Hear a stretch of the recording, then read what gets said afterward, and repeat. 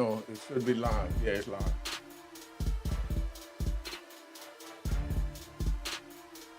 All right, you know what it is. You know what it is. Check in, check in. Let me know if you can hear it. Let me know if you can hear it. All right, let me know if you can hear it. Make sure the gunshots. Make sure everything is working. All right. This is live P. Diddy trafficking indictment here in court right now. We're going to listen to the judge. We're going to listen to Jesse commentary from Law and Crime. You know what I mean? Somebody put an emoji in there. Let me know that y'all tapping in. You know? You can hear it on your end? Okay. I'm talking about, okay, there you go. All right. So you hear me. All right. So this is what it is, man. This P. Diddy. All right. Y'all come in. Y'all come in. Y'all come in. Keep me posted on the back. Yo. P. Diddy, when they raided his cell the other day, they took a lot of notes and things out of his cell, personal notes and things that he was writing. And they did what they do in prison. It's just called a shakedown. They just shake the joint down. You know what I mean? So I'm going to explain to y'all what a shakedown is and what P. Diddy going through. He brought him to court for it. So he trying to use that to get the case thrown out because they did a couple of due process violations and other violations that we're going to break down because we're in the violation breaking down mood today. All right? Now, let's see where we at. So we outside the courthouse right now. So you understand. All right? Yo, text me on the other joint. On the 9091. All right? Yeah. All right. So now that's where we at. We getting ready to play this. How many we got in? They not even telling me nothing. How many we got in here? I can't see. So I guess I got to do everything myself. You know, how many people we got in the building real quick? All right. Before we begin, how many people we got in the building? You know, I got a terrible assistant. I need some help. Yeah. All right. I need some things. Let's go. All right. So, is it live? Could you see me out there in the live? Could you see me? Because I don't see the live on this here. You know? Or is it live in the other channel? Where's this live at? This Mecca Audio TV or this Mecca Audio? Where we at? Okay, I don't think it's on the other one. All right, so how many people we got in there? Because this one ain't got it. I'm getting ready to take this over to Unique Mecca Audio because I had to switch the screens. My assistant can't help me or tell me. But this is about P. Diddy on the joint, so I don't even know how many people over here. But thank y'all for tuning in and tapping in. You know what I mean? Man, I wish we knew how many. Let me try and go to that joint because my assistant terrible, man. This is crazy. Hold up. Y'all, bear with me, y'all. Bear with me. I'm trying to figure this out. Hold up. I'm trying to figure this out on my own. All right. All right, let me get it this way. Bear with me. Yo, P. Diddy, they raided his cell and took a bunch of papers out of his cell. And from them taking the papers out the cell, his lawyer took him to court, said that they violated, you know? So that's what it is. All right?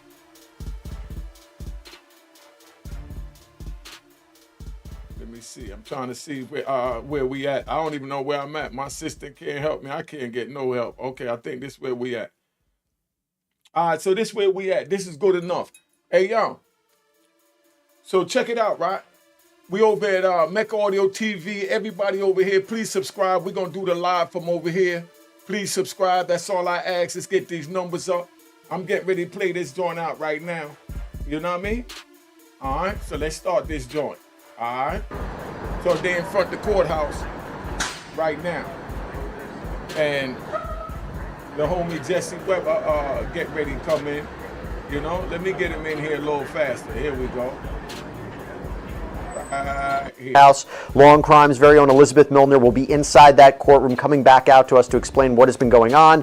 I'll get into it in a second, but I have to explain what the basis of this is. Now, in the filing, Sean Combs' defense team, or in the filing that they submitted with the court, Sean Combs' defense team has cited, quote, outrageous government conduct after 19 pages of materials were seized from Sean Combs' jail cell and allegedly were given to the United States Attorney's Office. These materials that were obtained during a jail sweep include Combs', quote, privileged notes to his lawyers concerning defense witnesses and strategies. Combs' attorneys described this sweep as a targeted seizure, that this is a due process violation. They have called for the state to, I should say the federal government, to answer a series of questions that are listed in this filing. So first they want to know who authorized the search of Mr. Combs' sleeping area, personal effects, and paperwork. 2, who determined what paperwork to take. 3rd, who decided to give this paperwork to the United States Attorney's Office. 4, who decided to give this paperwork to trial prosecutors. 5th, who made the decision to not tell Mr. Combs' counsel that the U.S. Attorney was in possession of his notes, including possibly privileged materials. And 6, exactly what material was taken. Now, the government has fired back against this. They believe that this evidentiary hearing is unnecessary, that this sweep wasn't targeted. All right, so y'all understand what's going on, right? They rolled up in Diddy's cell. They had that big shakedown. We was watching on the news. I guess he didn't know about it, so he didn't stash his handwritten notes, paraphernalia, cell phone, or whatever he might have. But when you hear shakedown coming, you know it's time to suit it and boot it and put everything up where it need to be put, because they coming in. So he didn't have his notes put up, so they ran in, they snatched his notes, and he's saying that his lawyer's saying that the notes that he had was attorney-client privilege that was meant, for his lawyer only. But the marshals, the correction officers, they took those notes, and instead of giving it to his attorney, they gave them to the prosecutor so that they could use that to manipulate it to say that he was threatening witnesses and he was carrying on the inside, and therefore he don't need bail, because this third bail hearing that he got is from a judge that's supposed to be a little bit more liberal and more understanding towards the plight, you know what I mean, of just people in general, right? So, that's where they at with that. So now they're going to court. They're going to bring on some specialists. We're going to do a live joint. We're going to keep it moving. Let's get this thing moving, man. All right? And one of the things that they have highlighted in their most recent filing is about photographs that were taken of Sean Combs' notebook and his address book that were found in his cell. They write, the photographs and what is depicted in them are not privileged. The defendant doesn't argue, nor could he, that the notes in the photographs were prepared for the purpose of obtaining legal advice. Contrary to defense counsel's mischaracterization, the photographs do not reflect notes to lawyers concerning defense witnesses and defense strategies. Rather, the photographs depict the defendant's wide-ranging notes to himself, including notes related to the defendant's business interests, his release of music, and family matters, among other things. Under the law, these sorts of notes are not protected by the work product doctrine. And to be clear, according to the prosecutors, no physical materials were actually seized from Sean Combs, but rather they were just photos that were taken, and as an abundance of caution, they were redacted. These photos were redacted, and then they were provided to the case team for review. So obviously, you're seeing two different sides of the coin here. And ahead of this hearing, Mark Agnifilo, who is Sean Combs' lawyer, one of his lawyers, requested that Sean Combs actually be unshackled today, and for all future hearings, Judge Subramanian actually granted that. Now, reminder, we're not going to see it. There are no cameras that are allowed in this federal courthouse, unfortunately. But, as I mentioned, we have our very own Elizabeth Milner, who will be in that courtroom. She's going to come out later, report to us about her observations from what happened inside. We're also going to be providing live updates of what is happening inside that courtroom. And so as we do that, we're also going to be taking your questions. So if you have questions about the case, if you have questions about the hearings, make sure to submit them on our YouTube page. Want to get started right now. I'm not doing this alone. I want to bring on two special guests. I'm joined by criminal defense attorney Mauricio Padilla and also criminal defense attorney Safa Robinson-Frere. Great to have you both here. Mauricio, I'll start with you. What do you make of Sean Combs' request here? Or let me put this way. Sean Combs not only requests for a hearing, but the accusations they made against the government. Well, I mean, I'm glad that he requested a hearing. I've never seen ever this type of, investigation where they're going in and taking pictures of legal pads. I'm not surprised that they're doing it, but in my experience, I've never seen it done. I don't know exactly what the pictures were of, but the fact that it went through a filter team, that they never reached out to, the criminal defense attorneys, it really raises an eyebrow regarding the government's actions and how they're really treating this case. I mean, he must know Diddy must know that they are looking at every single thing. They are listening to every single phone call that he's making. I heard that he's making three-way calls, that he's breaking the rules. But when it comes to Diddy, he can't stop because he won't stop because he can't stop. So I'm not surprised. I'm not. I knew you were planning on it. I had to do it. You were.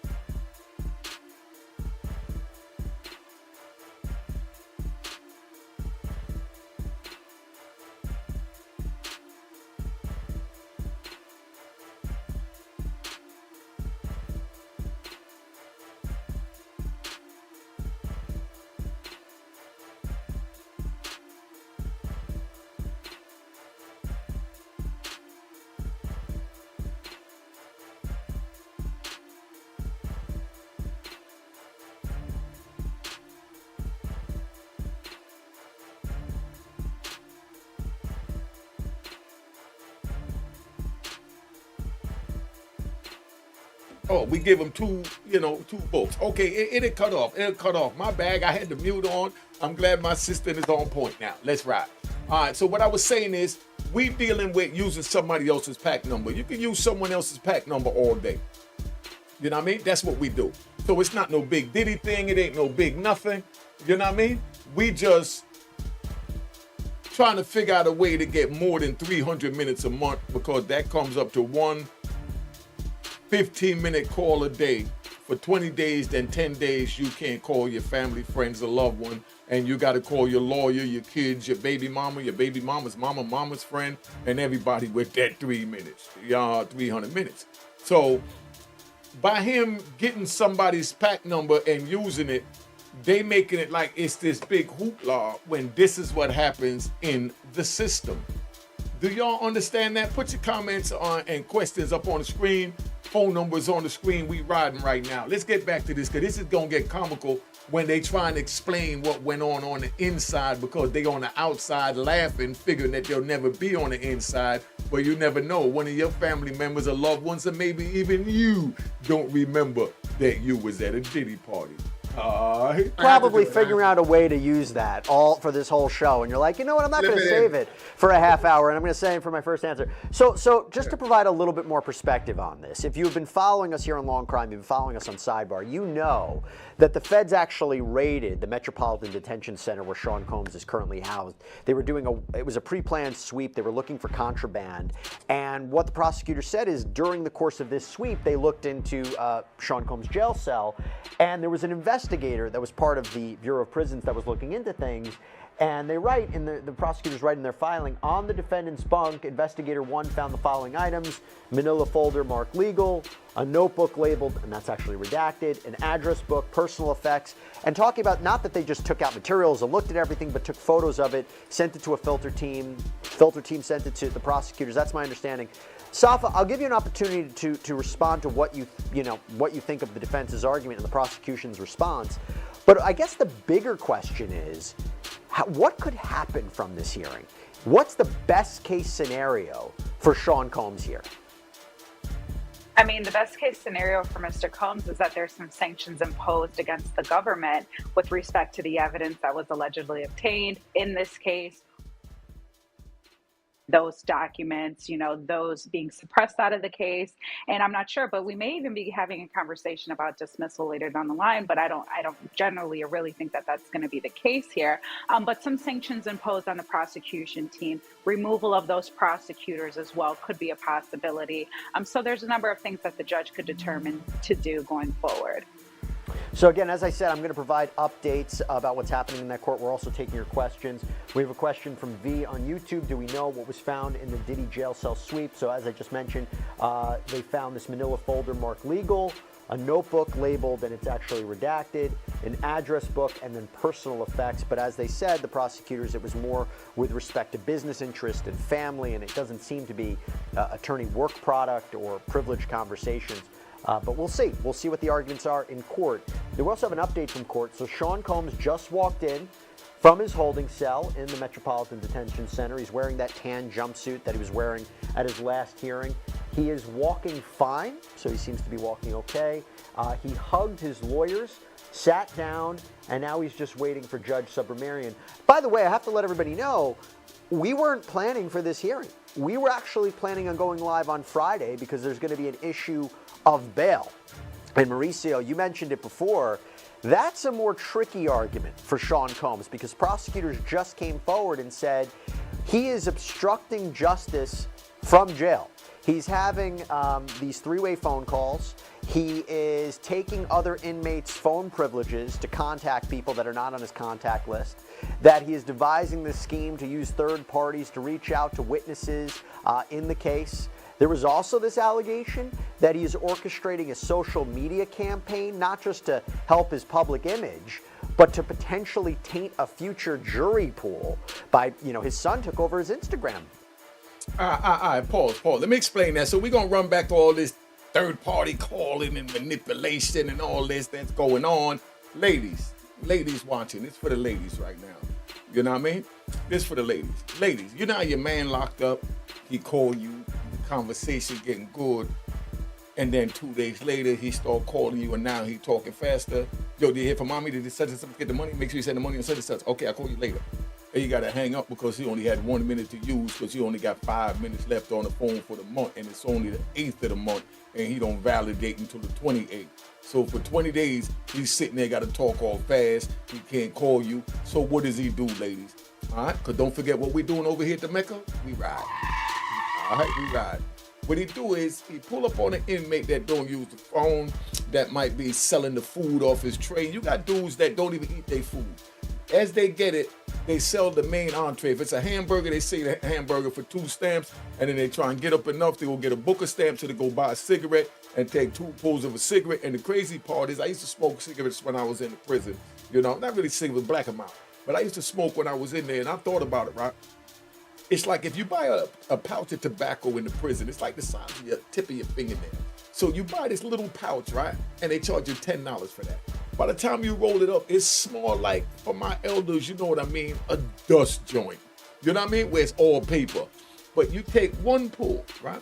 And we might take 5 little pulls of this little dust joint. And we hold it in paper and smoke and everything else, trying to get that little nicotine that's in that little fingertip. You know what I mean? In our system.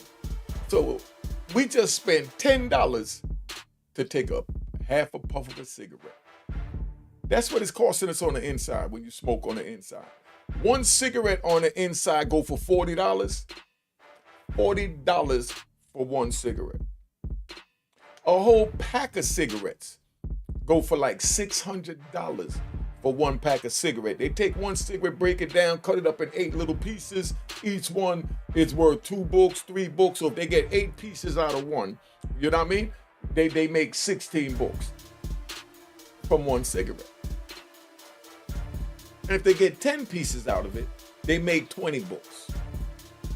20 books is $100 from 1 cigarette doing the math. Show you how we hustle on the inside. This is nothing creative. They tell me, oh, did he use somebody else's phone? And then the dude said, Jesse Webber, I love you, Jesse. But Jesse says he took inmates' phone. No.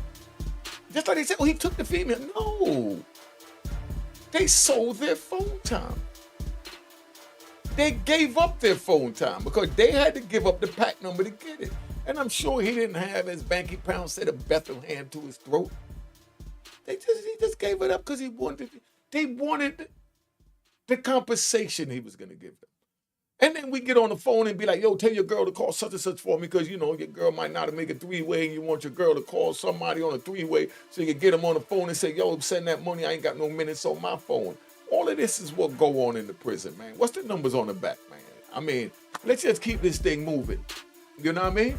So now, the numbers are picking up. Let's get back to Jesse Webber, man.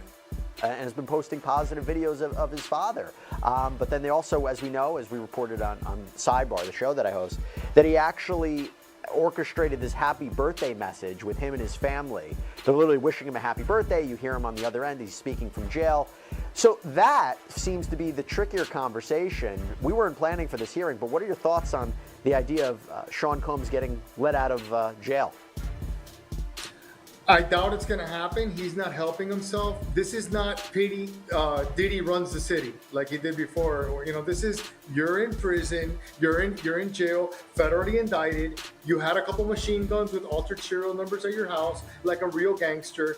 When a judge is thinking about whether or not he's going to let you out, he's going to take everything into consideration, including the actions that you're taking right now. I think that someone like him doesn't really understand how close they're looking. I mean, they're literally taking pictures of his legal pads. That's crazy. So they're going to listen to every single thing that you say to every single person, and then get ready for the jailhouse snitches. That's going to happen here for sure. There's going to be the guy that says that he was drinking jailhouse wine and spontaneously blurted out, I did it. That's every single high-profile case. I totally think that that's going to happen. I don't think that he's going to get a bond simply because nothing's changed. So for a judge to, go back on his ruling, especially with a guy like him, he gets out and he starts making mistakes and does something bad, the judge is going to look bad. Yo, anybody could go out and make mistakes, and that's what happened when you go out. You make mistakes. So don't say it like, oh, he's gonna go out. Listen, anybody has the potential to make a mistake when they go out, but everyone has the right to a bail. Didn't they give Amacross a $10 million bail and he charged with the same thing, except he didn't get the RICO to have to turn over the Amacross enterprise? But Diddy got the RICO where he has to turn over the bad boy Sean Combs and all of that fancy Revolt TV enterprise? But Amacross gets to keep theirs. And Amacross gets to get a bail. You ask yourself why, and you put it in the comments. Let's get this thing back popping. All right. Yeah, by the way, the standard is much lower. We're not talking about did he have three-way phone calls and obstruct justice to prove beyond a reasonable doubt. It's just the standard of did he meet to get pretrial release, to get bail, and it doesn't seem, unless they can put forward a really compelling argument by the defense, that he's going to be able to justify that if these allegations are taken as true by the court. Okay, some questions. Question from Andy on X: is he shackled? No, he is not shackled because the defense won that motion to have him unshackled for this proceeding and maybe presumably for future proceedings. Here's a question for you, Safa. This is a question from Erica Potter Childs on YouTube. How does an inmate have personal space rights? Now the attorney-client privilege, I understand, but anything else is fair game in jail. So I guess the question would be, what is a criminal defendant's Fourth Amendment rights in jail against, unreasonable search and seizures? Well, those Fourth Amendment rights to search and seizure are certainly limited when a person is incarcerated. But the thing is this: at the end of the day, Mr. Combs, he's facing these accusations. He has an attorney. He is always protected by that attorney-client privilege. The search and seizure rights don't supersede his ability to have that attorney-client privilege that's been granted to him by the Constitution. So there's a fine line here. Not only that, but if you've got an allegation that the government is going in doing this prison sweep, generally speaking, those things are done to prevent contraband and other things to have been found or to be in possession of those things, or to prevent individuals from being in possession of those things. That doesn't appear to be the case here. Get them likes up. Legal documents, legal pads, notebooks don't appear to be contraband. They're not drugs. They're not going to harm anybody. So that's a very fine line in question between whether or not, those rights have been violated and so on and so forth. And by the way, the government addressed that in their filing. They said, although pretrial detainees like the defendant retain some Fourth Amendment protections, that does not mean that those rights are not subject to restrictions and limitations. Even when a prison regulation impinges on inmates' constitutional rights, that regulation is valid if it's reasonably related to legitimate peniological interests, meaning about the prison safety and things like that. Although pretrial detainees may have some residual privacy interests that are protected by the Fourth Amendment, courts must weigh those interests against the requirements of preservation of institutional security and order, meaning got to weigh that against what's happening in the prison. All right, we got an update. Hey, yo, stop it. Before we go to the update, let me explain this to you, right? They don't weigh nothing. You locked up, you got no rights. They come in your cell, they take what you want. You can't do nothing about it. You can't say nothing about it. If you think about saying something about it, they're going to lock you up and your property, then they're going to throw away your property. So you're better off not saying nothing. So if you say something, you're going to get locked up, and then they're going to throw away your property. So it's either let them take the little bit they take and then kind of pressure them to give you a confiscation slip. You get the confiscation slip saying what they took, like Diddy would say they took notes, they took X amount of pictures, blah, blah, blah. And then he files a grievance on that, and then he goes through that process and shake them up from that side. But as far as when they come, you think you're going to tell them, no, you can't come in, you can't do this, you can't do that. No, that's not going to happen. Let's stop it right off the top. You know what I mean? That's definitely not going to happen. All right? Now, so if y'all got any questions, put it in. Let's see where it's at. You know what I mean? Let me see what we got here. Courtney Burgess. Is something wrong with the picture. He talked too much. They looking real fishy now. It's more to it. See, that's what I'm saying. All this here, it's gonna play out, show you who's who and what's what. So don't say I didn't tell you. It's all there.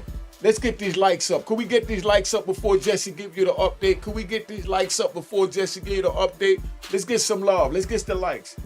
All right, somebody let me know the likes. I can't see the likes over here. The likes not showing up, but I know they ain't where they supposed to be because I don't see my moderators in there telling them hit them like buttons.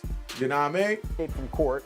Still waiting for the judge. Sean Combs is chatting with his lawyer, Anthony Rico, and he's seated to his left in a bow tie. Here's a question from Sindonia12 from YouTube. How is Diddy able to consistently break protocol and take the phone time of fellow inmates? So that's a good question for you, Mauricio, right? I did a sidebar on this. Is it common that you see a criminal defendant maybe taking the phone privileges of another inmate? Now, it's not alleged that he did it by force and threatened them. There was an allegation that these other inmates were getting paid for their phone privileges. What do you take away from that? And that's how it worked.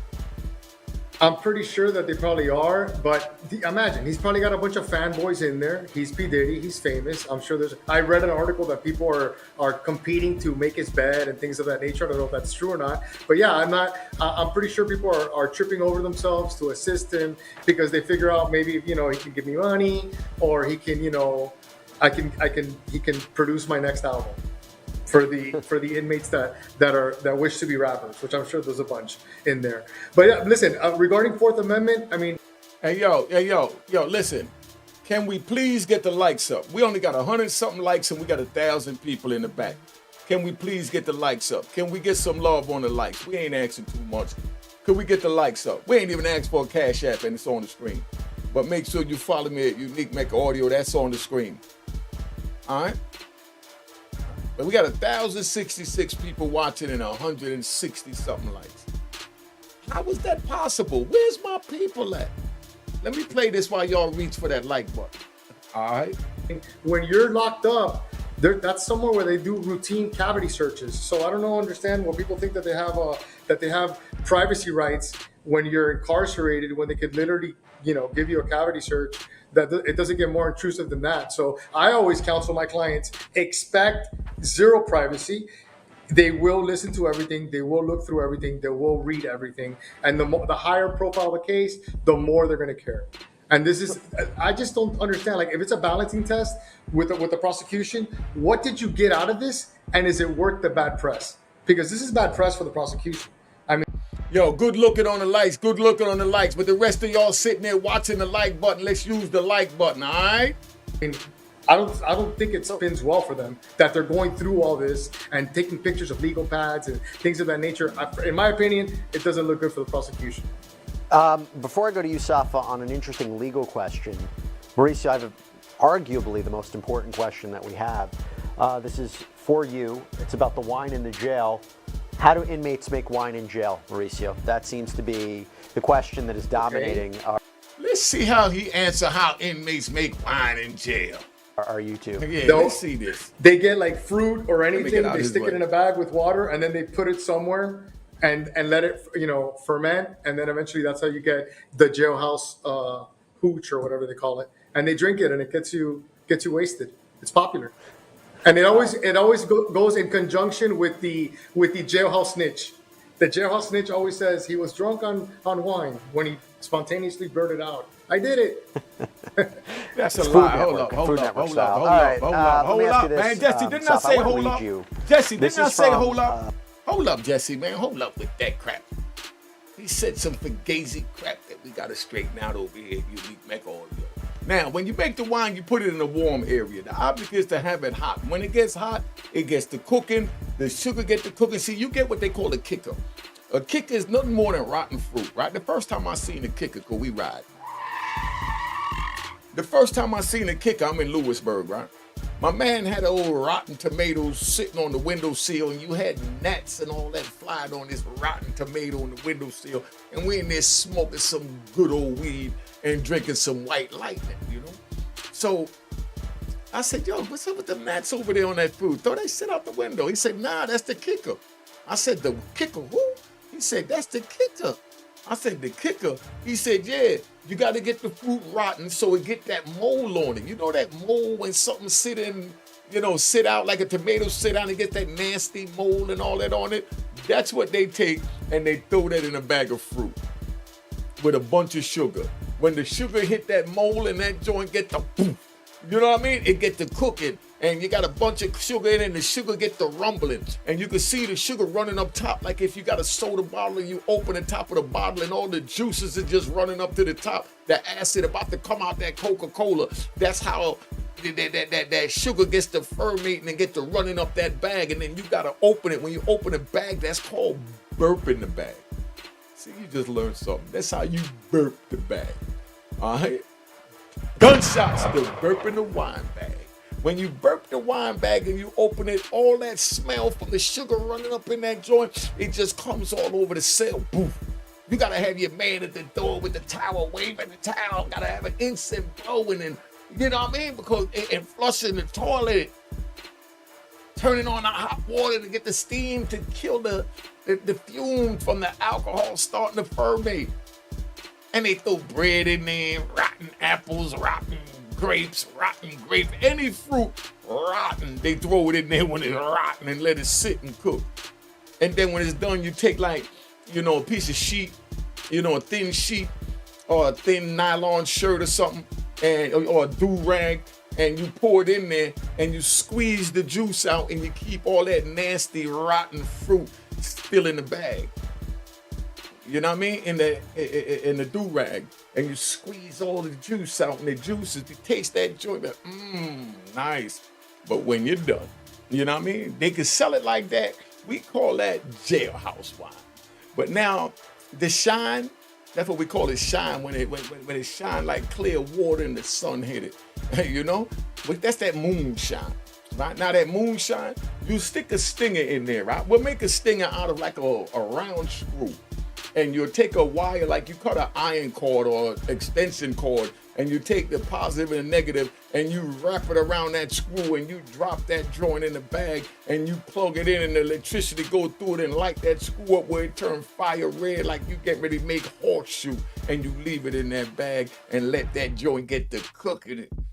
And as it cook it, it's gonna sweat, and you got a funnel on the top.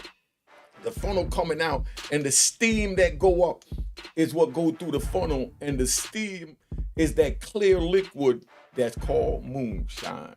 You see? Right. And we gotta hit the gunshots.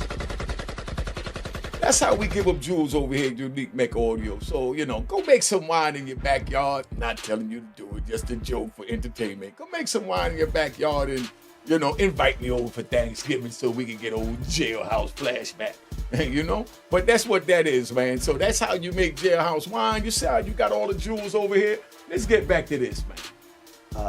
The Sean Combs defense filing, one of their latest filings. I want to read you where they talk about, they say these notes are obviously privileged. I'm going to read you parts of it. Of the 19 pages provided to counsel, 11 pages are Combs' notes to and with his lawyers.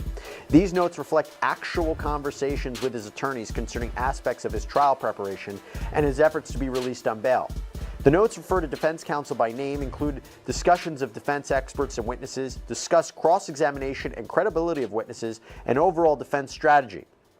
Mr. Combs' handwritten notes covering legal strategy are now in the hands of the trial prosecutors, who hope to take advantage of the breach they committed to better prepare for the May 2025 trial, bring new charges, and argue for Mr. Combs' detention. And then they go on a little bit later to say if the warning legal on that manila folder wasn't enough, the notes are obviously legal materials that he discusses with his lawyer. They repeatedly refer to his lawyers by name. On the 14th, and then a lot of this is actually redacted, but they said that this is clear wrongdoing. The notes are replete with discussions of legal strategy. They all should have been obvious to everyone who looked at these notes, including Investigator 1, who was that investigator from the Bureau of Prisons, and the taint team and the trial team. How does the prosecution argue against that? Well, it's going to be pretty tough. Yeah. Can we get them likes up? Please, can we get them likes up? All right, let's get them likes up, y'all. All right, let's get back to this. I mean, they've got to get around a number of hurdles, essentially. And to Mr. Padillo's point, this is bad press for them. You know, they have to get around how they got into that manila folder that is clearly marked legal. That's number one. Number two, then we have to go to the point of once somebody is taking photos of this, it's clearly legal material. It's clearly work product. How do we get around, you know, saying that this is okay? And I think that's really a better question for the defense. You know, I hate when prosecutors try to say, well, that's not privileged or that's not Brady material, when in fact it's up to the defense and the defendant to decide what's Brady material and what's important to us, because we are the ones that are crafting and framing our defense. They're not in any better position to tell us what that is. So it's going to be interesting to see how they get around this. Of course, the argument that it's not confidential, it's privileged, maybe they will disclose or say that some of this information had initially been disclosed in their disclosures, but it'll be interesting to see where they go. Little update from court. So Sean Combs' lawyer, Mark Agnifilo, we expect, he said this to the court, we expect Alexandra Shapiro to arrive at any moment from the Second Circuit. This is another one of Sean Combs' lawyers. I have Sean Love Combs to my left. The judge said, fine. What are you seeking? Agnifilo, we want to know how his notes with lawyers came into their possession. We're going to continue to update. We're going to continue to take your questions on this. One question I have, Mauricio, is how much can the prosecution rely on? Yeah. Well, look, this was the Bureau of Prisons who did this. It wasn't us. And also went through a filter team.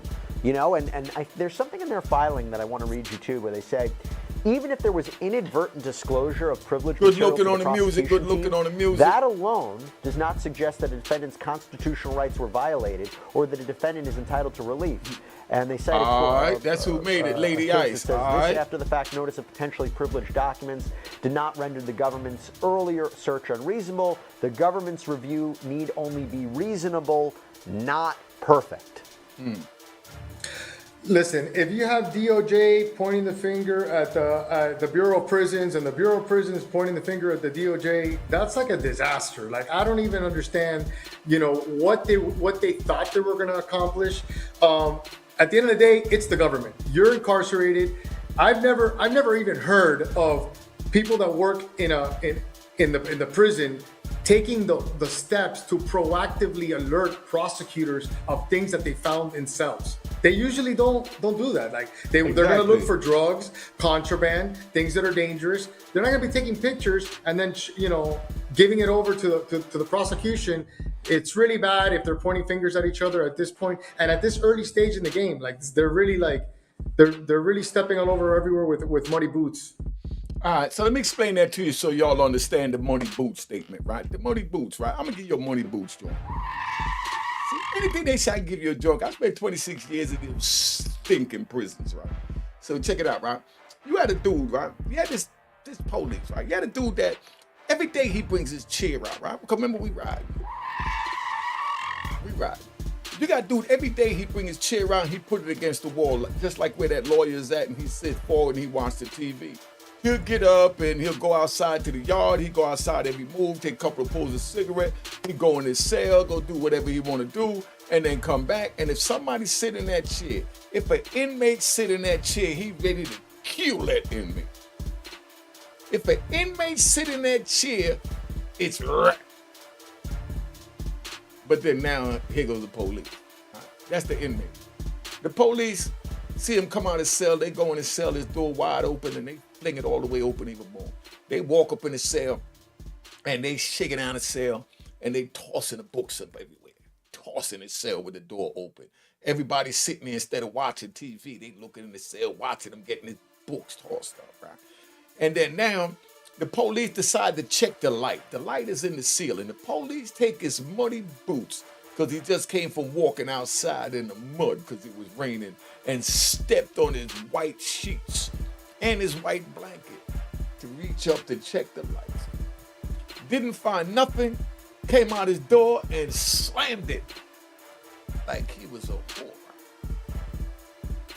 And this dude sat there in that chair that he was ready to kill over for. If someone just sat there, black or any color, in that chair. Right? He goes in the cell and he sees this officer's big, nasty, size 13, muddy boot print on his white blankets and sheets. He comes storming out the cell. I just know it's getting ready to be a bloodbath. Not this dude. He stormed into the orderly's cell and said, I need some sheets, I need some sheets. Now he's roughing off the orderly, telling the orderly that the police stepped on his joint and he needs some sheets. The orderly's a gangster, so the orderly said, first of all, you didn't knock when you came in my door. Second of all, that police disrespected you like you was a whore. You was willing to unalive someone over a plastic government chair. And now the police step on your pearly white sheets and blanket with his muddy boots, and you want to come in here to me. Dude pulled out a knife this big. Told him straight up, it's a good day for you to die today, young man, because you picked the right one. Dude's eyes opened up like a deer in the headlights, and he stormed out the cell. Now he tucked his tail and he go to the police and he said, could you call laundry so you can get me some sheets? Because you stepped on my sheets by mistake and left your boot print. The police said it wasn't by mistake. I did that because I see the way you carry on about the chair. Now get out my office and you wait till tomorrow to go to laundry. But what do I sleep on tonight? I don't care if you sleep on the floor, the police officer told him.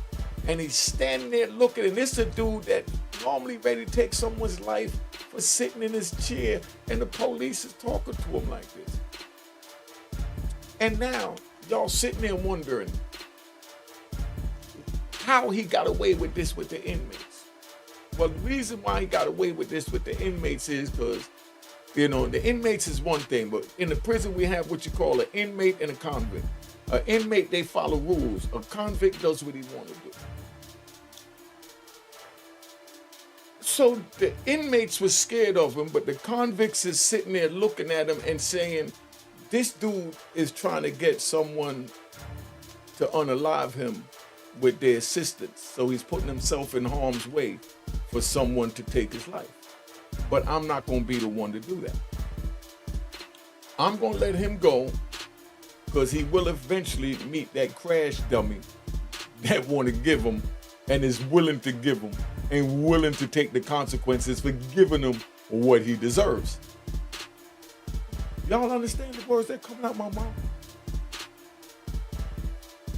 That's how real this is. So if you youngins want to go to prison and think it's cool, imagine the police stepping on your sheets with big muddy boots. And then tell you get out his office. Wait till in the morning. Sleep on the floor. But I'm not giving you nothing.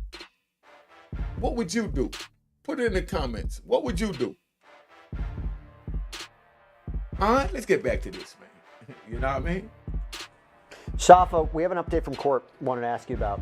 So Combs' lawyer, Mark Agnifilo, says he has an expectation of privacy in his legal notes. Let's get them likes up. The judge said this occurred during a Bureau of Prisons sweep of the jail, but you're saying it was a pretext? Yes, 19 pages of the notes were given from the taint team to them.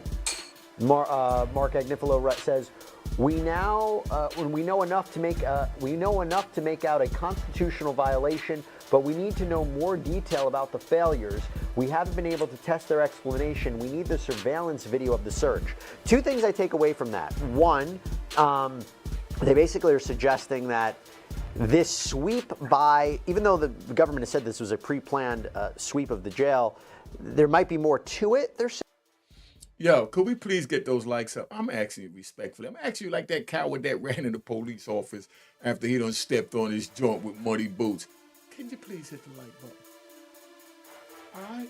Saying it was a pretext, but B, I don't know if they're even asking for some sort of relief right now, but for more information, almost like an investigation into what happened. What do you take away from that back and forth? Absolutely. Well, first of all, to the first point, I'm a little skeptical. While this may have been a pretextual search or pre-planned, and this scheduling of this search was prior to Mr. Combs being taken into custody, everybody knows that Mr. Combs has been under investigation since last year. And I would highly anticipate that the government knew that at some point he would be coming into custody later this year or at this point in time now. So I would continue to challenge that. At what point when was that search determined that it was going to take place, or when was it scheduled? And then to your second point, the expectation and things of that nature, again, it's going to be really interesting here, how much they think that they can get around that. So. Let's talk about that. And by the way, another quick question. This is a question from Tony on YouTube. Is bond going to be discussed today? I don't believe so. I think that's still set for Friday. But going back to, this is the filing from Sean Combs' legal counsel. Mauricio, they write, the Bureau of Prisons sweep was purportedly related to removing contraband at the facility. And by the way, this was reported that they found homemade weapons, they found electronics, they found, drugs. This was all not about Sean Combs, this is about other inmates. But it says, yet Investigator 1 apparently used this sweep as a pretext to conduct a targeted seizure of Mr. Combs' handwritten notes about conversations with his lawyers.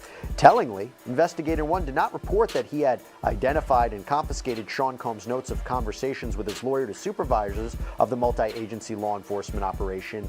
He went straight to the prosecution team. What do you make of that, Mauricio? If you work for the BOP and you're doing a sweep looking for contraband and cell phones, and all of a sudden you're taking pictures of a legal pad, the people that work with you are going to be like, hey, what are you doing? That's completely targeted. That goes against how they operate. These sweeps are done, they're voluminous, it's work for them, and they got to get it done. For you to take the time to stop and start taking pictures of legal pads and going through his things, and then in addition to that, now Investigator 1 is taking the material that he photographed, where it's not even the norm to do so, to the prosecution, is clearly indicative that it was a target and that Investigator 1 had an agenda. Hey, yo, see, that's what I'm talking about, right? I don't like when they play these little fake games, man. Gunshots to the fake games and rat bastards, It was a targeted. Listen, man, bottom line, a blind man could see it. The prosecutor told the correction officers, keep an eye on his cell. Anything you see suspicious that you could bring to me to help me crack this case, so we could bring him and bury him to the bottom of the barrel. We're going to need that, and we can get you to get on the stand and trial so that you could always say to your kids that you testified at the Diddy takedown. So yes, it was targeted. The government told the correction officers to target his cell. They told the correction officers to target his phone calls. They told the correction officers to target his personal visits. So therefore, they probably got microphones out there, right? Let's ride. Put John Gotti in the title. I'm getting ready to tell you a John Gotti story right now. This is about John Gotti Jr. John Gotti Jr. came up to Raybrook, right? When he came up to Raybrook, they wanted him so bad. They had a special SIS, which means Security Investigation Service for the Federal Bureau of Prisons, which is equivalent to the FBI, the DEA, and all the alphabet boys. They got him up in a joint. So they wanted John Gotti Jr. so bad, didn't have him on nothing, put him in jail on some little petty crap. So he wound up in an FCI up there in Raybrook. You know what I mean? I was up there. It was cold as heck up there. I ain't going to tell you about Raybrook right now. But anyway, so he up there. They go out on a visit, right? And they wired the visit. They put bugs at the visiting table and told him he had to sit at the table with the bugs. While he's talking to his family and he's thinking that he's whispering and, he's doing what the God he's doing, be gangsters, The feds is listening to everything. And that was all the way back in like 2003, 2004. You don't think 21 years later, they got new super technology that they don't even have to put the bug at the table. The police could just sit there and point something at Diddy's mouth, at his visitor's mouth, and catch everything that they say. That's how serious it is. So if you young boys want to go to prison and subject to somebody pointing something at your mouth, no he cipher, monkey cipher, but somebody pointing something at your mouth, you know what I mean? Like I said again, no he cipher, monkey cipher, but somebody pointing something at your mouth, catching everything that come off your tongue. No he cipher, monkey cipher. But that's how it is, man. You know? We know that they targeted the cell, and they told the police, go look in his cell any chance you get. Anything he write, whatever he bring, you big pictures and you bring it back to me and you be a good boy. You know, you heard what I said, that? Good boy, with the bass and good boy. He went in there to take pictures, and it's obvious. I mean, if he wants to argue that he was part of a team and he was looking for contraband, so then why did you stop and take all this time to do this in-depth search of Diddy's legal pads and legal materials? Yo, let's get them likes up, man. Could we please get them likes up? Do I gotta get gangster? Do I gotta get gangster? Oh, let me turn my gunshots up. Maybe you can't hear my gunshots or something. Hit them like buttons, man, before we come and look for you. All right? Doesn't make sense. I'm curious to see the prosecution's response, but right now it's still based on the defense counsel's argument to the court. And to give everybody an update about what's happening in that court, and Saf, I'll throw this to you for your reaction about what's happening. So Mark Agnifilo, again, Sean Combs' lawyer, we need the communications of Investigator 1. We need to know the role of the U.S. Attorney's Office on what should be in photographs. The search was for drugs and guns and cell phones, but these are Combs' legal files. And then the judge said, just keep it on the logistics. Mark Agnifilo says, we're not sure if it was Investigator 1 who was the one doing the search, who interviewed Mr. Combs, who went to the area where his legal papers were. Once we know that, we could have a Fifth Amendment transgression. Safa. Absolutely. You know, right now what the defense is doing is they're trying to get a hold and a grasp of exactly who launched this investigation, why these photos were taken, why this correspondence happened between Investigator 1 and the U.S. Attorney's Office. And a lot of these questions remain to be foreseen until we have a hearing on the issue. And right now, the defense is seeking a hearing on that issue. So we haven't gotten to that specific hearing as of yet, although they're laying the framework for why that should be taking place. And they're very valid questions. Anything that is created with respect to an investigation must be turned over to the defense, whether it's text messages that a law enforcement officer has created that goes over to the district attorney's office or the U.S. Attorney's Office, or any sort of documentation, photo, recording, any and everything under the sun has to be turned over to the defense. And so there's definitely a question here as to whether or not that actually happened, what was the motive behind investigator number 1 taking these photos, and why they got specifically directly to the prosecution team. I have quite an update from court, and Mauricio, I'm going to ask you your response. Sean Combs' lawyer says, we may ask for dismissal of the indictment or for the recusal of the prosecution team. Judge Subramanian said, they used 2 portions in responding on bail, and you want me not to consider those? They need to hand over the notes. Wow. So would there be a scenario where Sean Combs' indictment could be thrown out or the prosecution team has to recuse themselves, assuming the worst, assuming this is a violation of Sean Combs' constitutional rights? Hey, yo, this dude is a straight hater. Bottom line is he got a right under the Constitution of the United States to get the case thrown out, violation of due process and violation of another number of amendment rights. But listen to the way this dude, he's going to sit there and try and dog you, and I know these right bastards say I'm defending Diddy. No, I'm defending Black. Stop it. Black got issues. Black needs help. Diddy needs help. If Diddy's guilty of any one of these things, he needs to be institutionalized and get medical help because he actually has some type of addiction. Let's get back to this. What do you think? Now, listen. I mean, listen, the defense is always going to ask for the star, the moons, and everything. That's not going to happen. They're not going to dismiss anything, and they're probably not going to, kick the prosecutors off. But that's the correct thing to ask for. You know what I mean? Like, there's other sanctions that are not as drastic. This could end up with, the judge giving the prosecution a lecture, telling them don't do it again. or which probably is going to end up, I don't see the judge in this case doing something as drastic as what the defense is asking for, but he may do something. He may, give him a talking to. And by the way, Safa, we have to be clear that this is not the first time Sean Combs' defense counsel has raised allegations of misconduct by the government. There was a whole series of back and forth and motions that the government, more specifically the Department of Homeland Security, had been leaking information to the media. They talked about leaking the 2016 videotape of Sean Combs purportedly beating Cassandra Ventura in that hotel hallway.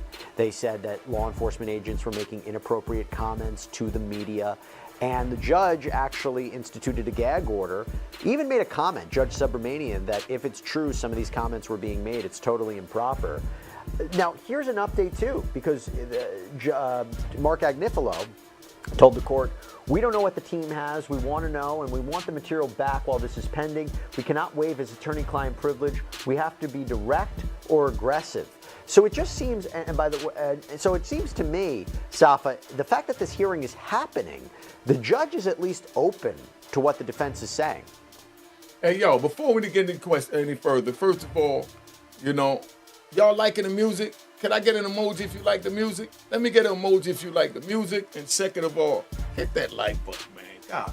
God, Absolutely. And the judge should be, all of these things are issues that could ultimately come back on appeal. So it's best to have a thorough, hearing on the issue, making sure that everybody's crossing their T's and dotting their I's so that we don't have issues for appeal. And that could be an issue if the defense doesn't raise it, and then it could ultimately lead to ineffective assistance of counsel. I think the defense team is being very thorough right now. I think they are being ambitious, but definitely very thorough right now with addressing each and every point that they need to address to emojis ensure up. that Get them Mr. Combs emojis gets up. a fair You like the trial to the music? best of their ability.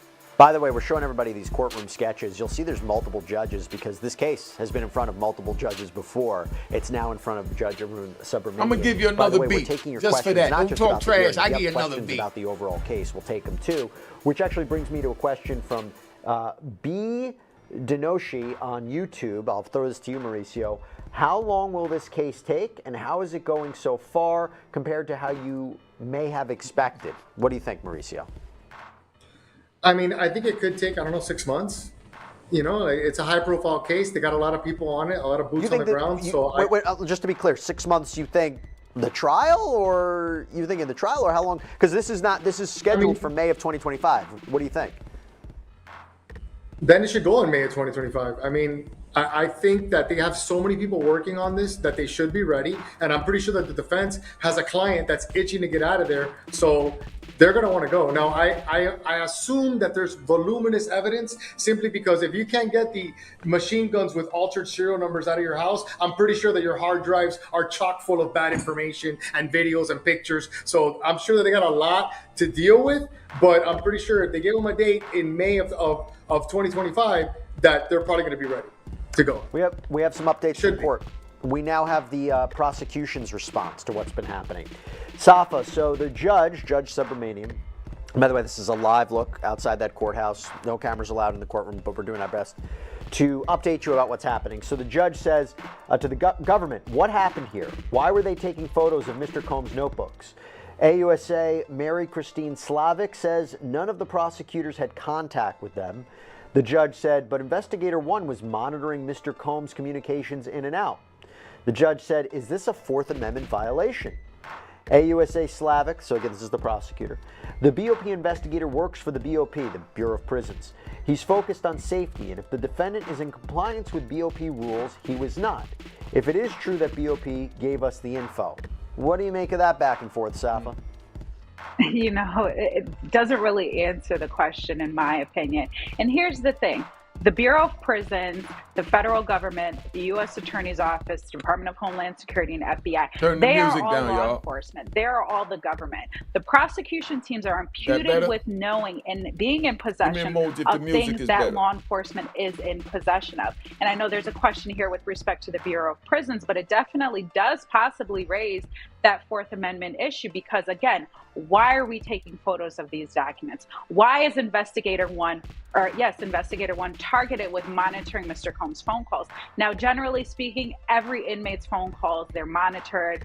There are searches that are conducted all of the time. But this seems to be a little heightened, specifically because you're taking photos of paper. Paper doesn't appear to be a threat to the physical safety of any inmate in the jail. Not only that, but it seems that there's more attention that's paid to Mr. Combs as things continue to progress. And it's very common that the prosecution team will monitor or will have those phone calls pulled. But here there seems to be just a number of things. And based on the totality of the circumstances, there's a significant red flag that's going off. Okay, Mauricio, I'm going to go to you with a new update from court. So the prosecutor says none of the prosecution team were aware that Investigator One was going to be part of this suite. The judge said, when did you become aware that photos had been taken of Mr. Combs' notes? Prosecutor responds, after the suite. The judge said, but before the grand jury subpoena? Now, the reason that is interesting, and I believe what they're talking about, is if you go back to the government's filing, they said as part of that investigation, the government has sent grand jury subpoenas and document requests to the Bureau of Prisons for the defendant's monitored communications, including calls and emails. And then it says, from those materials, the government has learned that the defendant has persisted in engaging in obstructive conduct since he entered BOP custody. We talked about that before. Mauricio, your reaction? So they're basically saying that they're subpoenaing documents, but they're sending their investigator to get what they subpoenaed because they don't want to wait for the subpoena. Listen, it's making them look ridiculous. The longer that we talk in this particular broadcast, the worse it's going for them. What you just said really makes them look bad. You guys didn't even know where Investigator One was, but then again, you took what Investigator One gave you and you used it. Like, I don't know. It seems like no one wants to take responsibility for this PR nightmare that they created themselves. And at the end of the day, what did they get? And also, before I forget, they're taking pictures of a legal pad. That's kind of already like, it's a legal pad. Like people would say you should have, the thought that maybe there could be some writings or notes regarding your case on a legal pad. So that's something else that could be looked at. But as far as I'm concerned, a prosecutor saying that they didn't know that Investigator One, it doesn't seem true at all. Well, there is a response where, the prosecution is saying it seems the defense is not being totally transparent because here's another update from court. The judge said to the prosecution, so there's nothing else? The AUSA Slavic, the prosecutor said, Mr. Agnifilo says the defense team does not know what the Tain team has, but we made a production to them last night of everything, not just the 19 pages that were passed to the case team. So Safa, they're basically saying that, defense is saying they want to know everything that was taken. They want to know everything. We told them everything that was taken or everything that was produced. You may have finally disclosed it because you knew that this hearing was coming forward today, but this should have been done long ago. Not only that, but I think at this point, what's important is to get Investigator One into that courtroom, put Investigator One on the stand to make a determination as to how he was directed to get these documents, who he spoke to, how he came to the decision to photograph those documents, and so on and so forth. So I really think that's where we are, is having Investigator One come on the stand. That's going to be the answer to all of our questions. Hey, yo, could we get the likes up to 500? That's all I'm asking. Could we please get the likes up to 500? Beat fire, conversation fire, commentator fire. Could we get the likes up to 500? All right, and for you that don't like it, you already know. Get off my chat. I have a question from Susan LeBlanc on YouTube. So no cameras through the whole court process? Unfortunately, no. We do not allow cameras in federal court, New York federal court. I could talk forever about how I think that's a mistake. I think there should be cameras in the Supreme Court as part of transparency. I think it's better for the public to see it. We get to see the evidence ourselves. No more rumors, no more speculation. It's a good thing to see the judicial process play out, but unfortunately, I am just a host on Law and Crime. I am not the chief judge anywhere yet. We'll see where this goes. Anyway, we got an update from court. Prosecutor says, these materials were obtained as part of the government's covert ongoing grand jury investigation. The judge responded, is it standard procedure to photograph notebooks rather than take them so it could be known they were taken? Prosecutor said, I don't know. Who wants to answer that one? Just a really shoddy investigation. Again, and to Mr. Padilla's point earlier, is if you issued grand jury subpoenas, then why do you have to have investigator one go in and photograph specifically what you seem to be looking for? It doesn't make sense. It's really shoddy. It's really fast and loose. I don't know what the prosecution team is doing on this. Let me ask you this, Mauricio. Let's say, for example, you tell me, could this affect what the government said they found in terms of obstruction? You know, we have the phone calls, we have these third-party calls, we know what Sean Combs has been doing behind jail, and this is further evidence of obstruction. He shouldn't be allowed in. Is there anything that could happen today that could affect his chances of bail on Friday? I don't think so. I think they're completely separate. One thing is whether or not he's a flight risk. One thing is whether he's a threat to the community, as a whole. And the other thing is the prosecutorial misconduct that they're engaging. I don't understand how you say it's a covert grand jury investigation, but you started off saying that it was a random sweeps. Like, which is it? It can't be both. Well, they could say it said we were continually investigating what he was doing behind prison. And look, this sweep happened. We didn't order the sweep. They ordered the sweep, and it just so happens during the course of the sweep, bada boom, this came up. Right. So the covert investigation was investigator one in with everybody else that was conducting the random sweep, and then went straight to Diddy's cell to photograph. So that's targeted. That's the definition of targeted. I want to read. In my opinion. That's fair. That's fair. The judge might see it that way. So this is an update from court. The prosecutor said, "We are not required to notify the defense of our ongoing investigation of criminal conduct. We receive these materials in an appropriate channel. Whenever we get new information, if there's reason to believe there's privilege, it goes to the filter team." Safa, walk me through that. How, if you go through the filter team, is everything okay? Absolutely not, because who determines what's appropriate with the filter team? You're asking the government and the police or law enforcement to police themselves. There's no outside check and balance, from a defense or from any other administrative board to say, yes, provide us with that documentation. We, as an outside, source or organization or agency, will then determine if it's appropriate, if it's confidential and privileged or anything like that. So essentially, it's the government trying to police themselves and cover up maybe some things that they maybe inadvertently or targeted and wanted to get in possession, and it's now in their possession.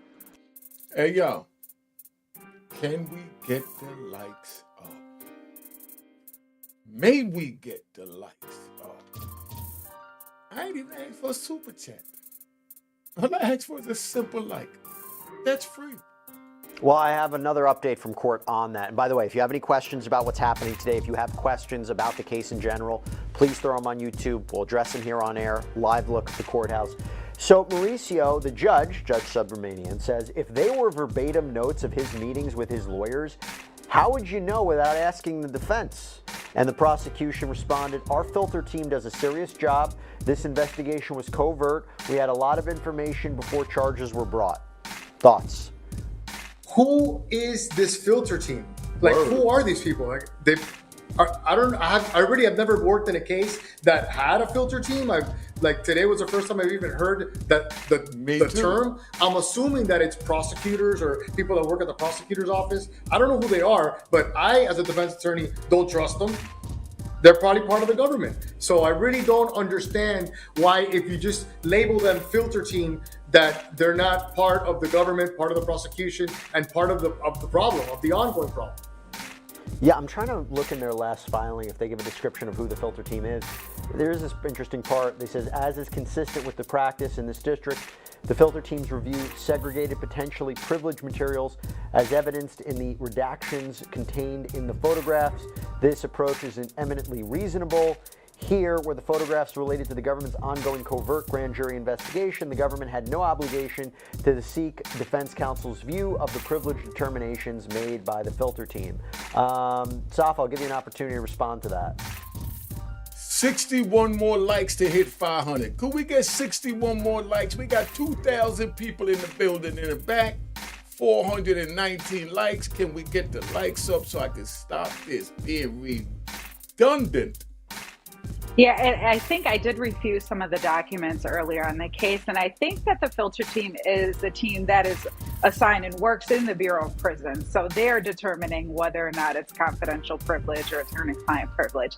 Again, expecting the Bureau of Prisons or the government to police themselves. And there's a question there because it doesn't appear that any defense attorney has the ability to say, yes, this is attorney-client privilege, or even the judiciary or anything like that. So that's a significant question. It also brings to mind, and for example, when we have wiretap cases and there's been a wiretap on a phone for maybe a year to 2 years and they've been listening to our clients, but then when the client calls us as their defense attorney, the police themselves determine, oh, this is attorney-client privilege, let me turn it down for 30 seconds, then pop back on to see if they're still talking to their attorney, and then let me hang up. So again, it's just really odd, really, in my opinion, inappropriate ways of monitoring these important correspondence. So we have a question from YouTube. This is Pam from YouTube, excuse me.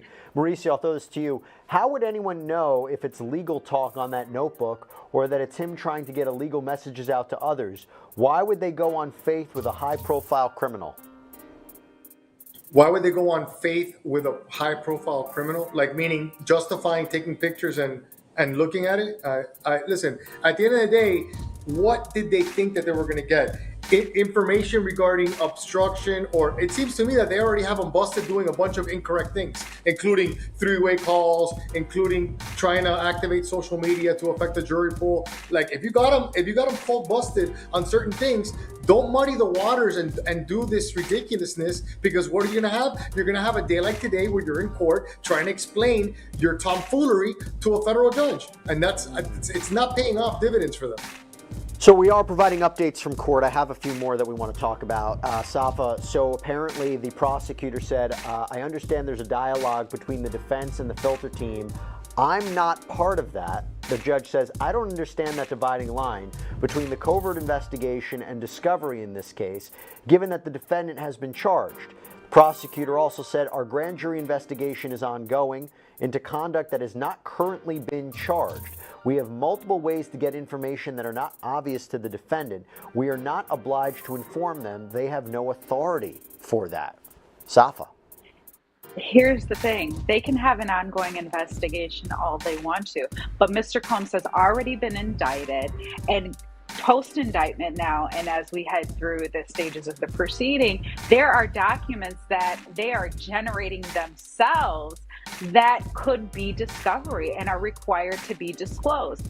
They also are what we in the law call Brady material, could possibly be exculpatory in nature, or are things that the defense team is going to want to investigate themselves.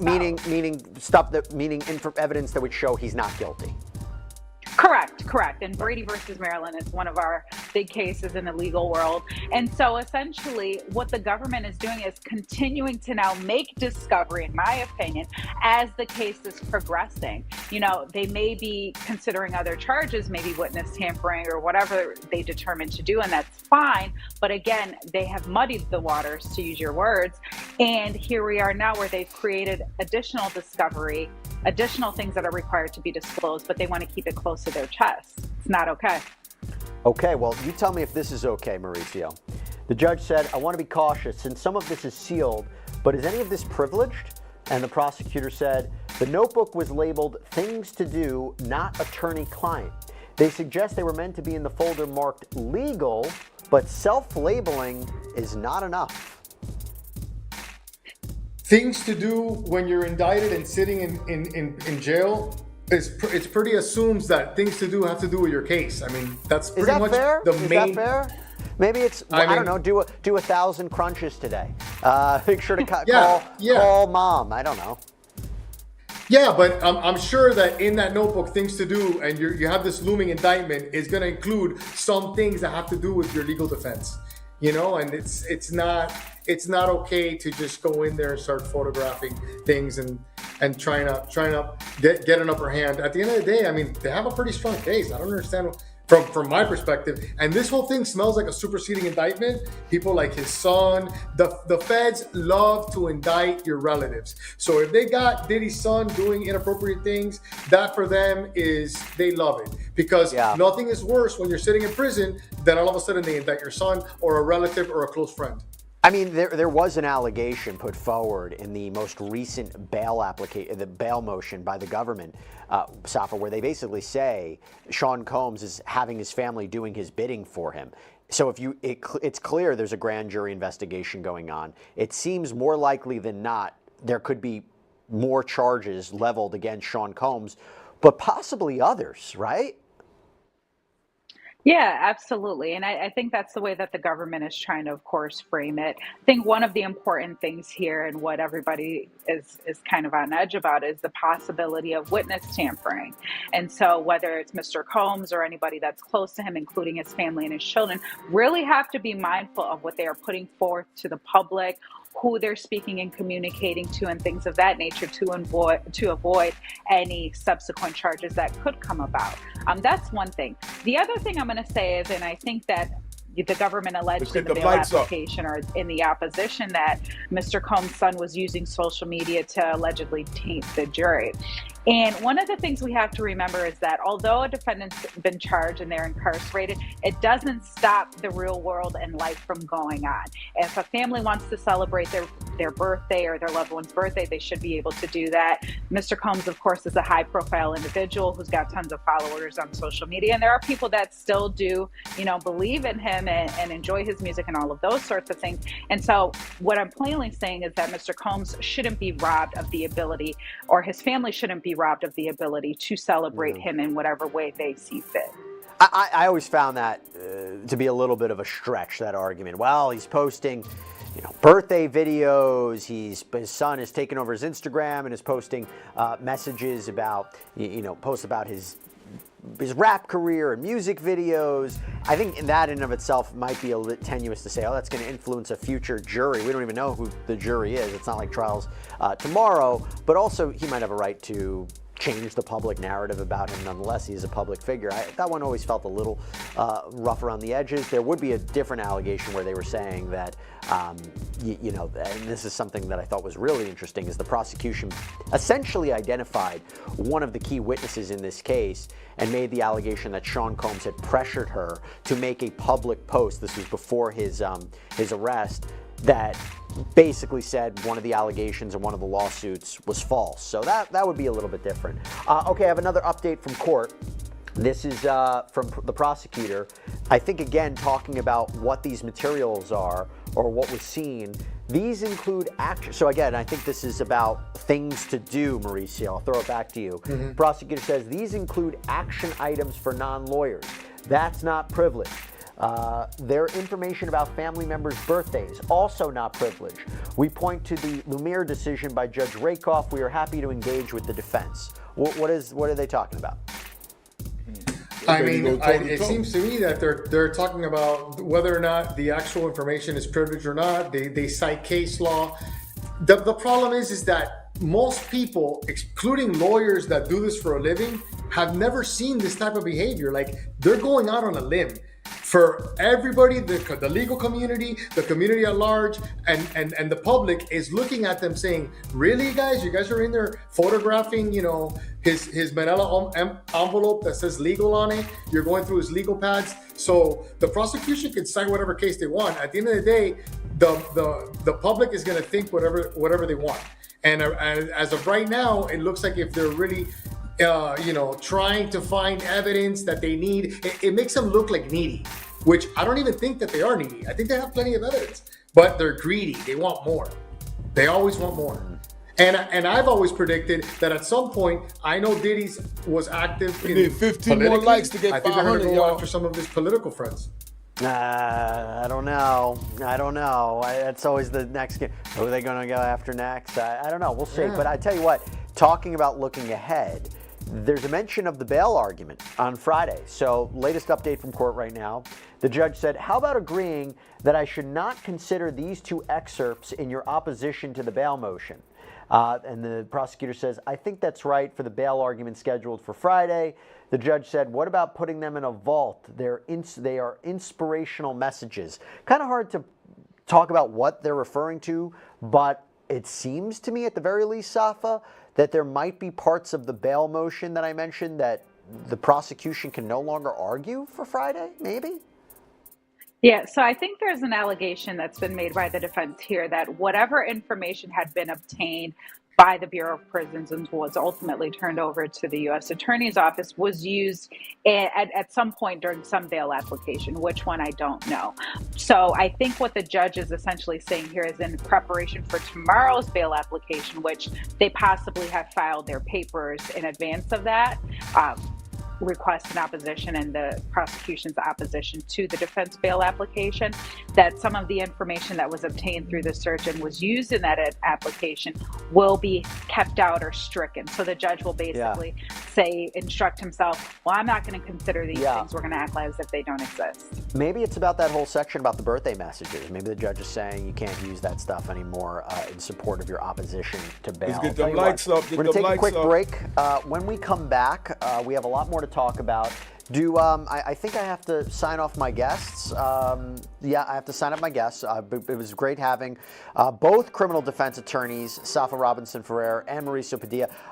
Look, you guys are fantastic, but both criminal defense attorneys, I saw a little bias here, but it's okay. You both were terrific. Thank you so much for coming on. Really appreciate it. We'll take a quick break. We'll come back right after this. Check out Murder Move, man.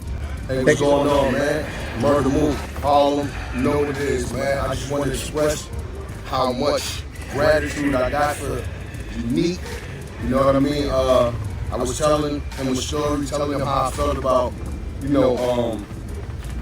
if anything was to go wrong with my career, rap-wise, if, shit be slow and I got so many opportunities to be able to do the wrong shit. When I watch Unique Mecca audio, I feel it, and to my soul, and that's keeping me farthest away from doing anything criminal. Anything criminal. He made me think straight, honestly. Made me think straight, because I've been watching him for like a year now, maybe, and it just took my mind way off of that. From a year ago, it got rough. For a year ago, and from watching this man, I just felt like, you saved me. You saved me. And I just want to show my gratitude, and I want to say thank you, man. Unique Mecca audio, anything you need, brother, from me. All right. Anything you need, man. All right. Cheers to the crime.